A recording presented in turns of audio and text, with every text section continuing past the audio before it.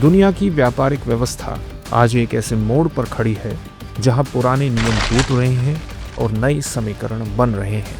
इसी बदलती वैश्विक पृष्ठभूमि में भारत और यूरोपीय संघ के बीच लंबे समय से अटका मुक्त व्यापार समझौता अब हकीकत बन गया है। जिस भारत EU FTA वार्ता की शुरुआत वर्ष 2007 में हुई थी और जो वर्षों तक विभिन्न मुद्दों पर उलझी रही, उसने पिछले 6 महीनों में अचानक गति पकड़ी और अब अंततः मूर्त रूप ले चुकी है।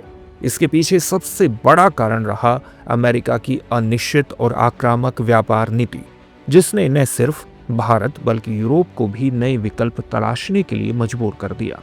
अमेरिका, जो दशकों तक मुक्त व्यापार व्यवस्था का सबसे बड़ा समर्थक माना जाता था, अब खुद उसी व्यवस्था से पीछे हटता दिख रहा है। दावोस में अमेरिकी वाणिज्य मंत्री हॉवर्ड लुटनिक का यह कहना कि globalization has failed the West इस बदलाव का साफ संकेत था। अमेरिका की अमेरिका फर्स्ट नीति, ऊंचे टैरिफ और सख्त नियमों ने वैश्विक व्यापार में अस्थिरता पैदा कर दी। भारत और यूरोपीय संघ दोनों के लिए अमेरिका सबसे बड़ा निर्यात बाजार रहा है, लेकिन यही बाजार अब भरोसेमंद नहीं रह गया। भारत पर अगस्त से 50% टैरिफ लागू है, जबकि यूरोपीय संघ को कभी 15 तो कभी 30% टैरिफ की धमकियों का सामना करना पड़ा है। यूरोप और अमेरिका के रिश्ते भी लगातार तनावपूर्ण रहे हैं। अमेरिकी राष्ट्रपति डोनाल्ड ट्रंप द्वारा ग्रीनलैंड को लेकर दी गई टैरिफ चेतावनियां, टेक रेगुलेशन पर टकराव और यूक्रेन युद्ध के संदर्भ में हुए समझौते, इन सब ने EU को यह एहसास दिलाया कि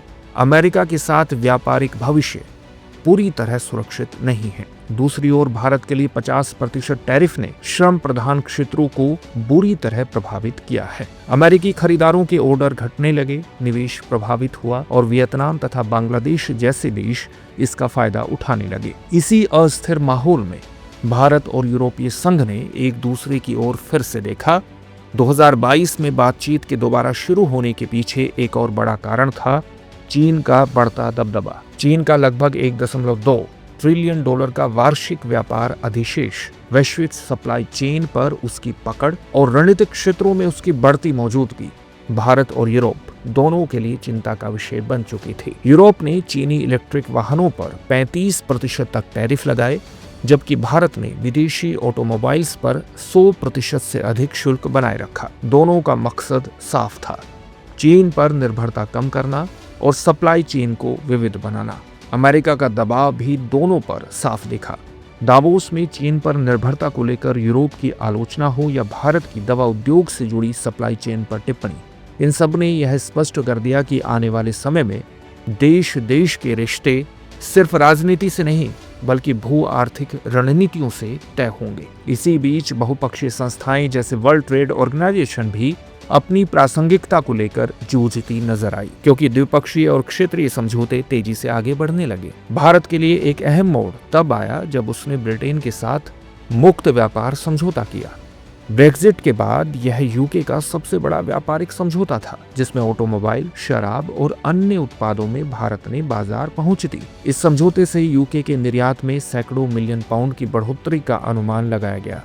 यूरोप के लिए यह संकेत था कि भारत अब पहले की तरह बंद अर्थव्यवस्था नहीं रहा और वह संवेदनशील क्षेत्रों में भी धीरे धीरे दरवाजे खोलने को तैयार है। यही मुद्दा 2013 में भारत EU वार्ता के टूटने की सबसे बड़ी वजह बना था, खासकर ऑटोमोबाइल सेक्टर में। इन सभी घटनाओं का नतीजा यह हुआ कि भारत और यूरोपीय संघ ने अपने पुराने रुख पर दोबारा विचार किया।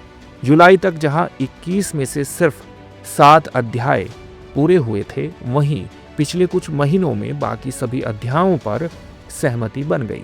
अमेरिका की संरक्षणवादी नीतियां, चीन की ओवर कैपेसिटी और वैश्विक सप्लाई चेन की असुरक्षा, इन तीनों ने मिलकर भारत EU समझौते को अंतिम रेखा तक पहुंचा दिया। दिल्ली में आयोजित भारत EU शिखर सम्मेलन के दौरान प्रधानमंत्री नरेंद्र मोदी और यूरोपीय आयोग की अध्यक्ष उर्सुला वॉन डेर लेयन ने इस समझौते की औपचारिक घोषणा की। यह करार केवल व्यापार तक सीमित नहीं है, बल्कि उस बदलती वैश्विक व्यवस्था की झलक देता है जहां देश पुराने भरोसों के बजाय नए और भरोसेमंद साझेदारों की तलाश कर रहे हैं।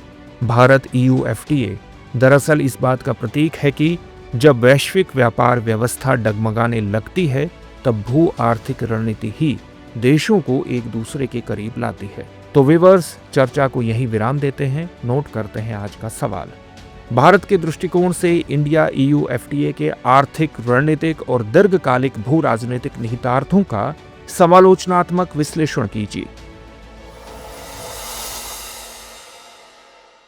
अब एग्जाम की तैयारी को और बेहतर करने के लिए हमारे चैनल को लाइक, शेयर और सब्सक्राइब करना ना भूलें।